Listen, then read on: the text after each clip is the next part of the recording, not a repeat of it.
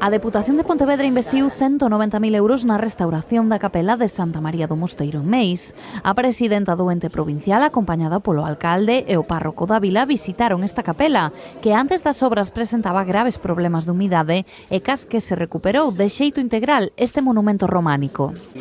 Darlle a benvida á presidenta porque é a primeira vez que o fai ao meu concello, espero que o faga máis veces, e decirlle ademais que o fai para revisar en situ como quedou estas magníficas obras que se levaron de restauración, como dixen antes, nesta capilla, onde eu considero que a súa visita tamén amosa unha gran sensibilidade por a recuperación do noso patrimonio.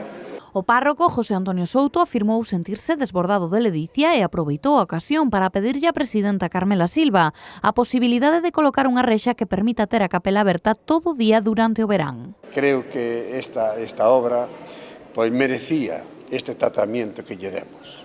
Penso que a mesma obra agradece o traballo que se fixo, é tamén unha maneira de facerlle un homenaxe aos nosos antergos que fixeron isto como un centro importantísimo do patrimonio que hoxe enriquece toda a nosa zona do Salnés.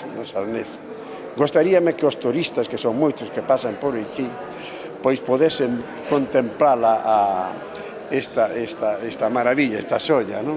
E facíanos falta unha verja para que pudese estar aberta a esta capilla, non?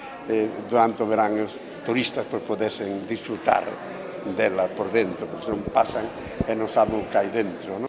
Silva, ademais de comprometer a rexa que solicita o párroco, explicou que a Deputación procederá á colocación de sinalización que permita explicar o significado da historia da capela.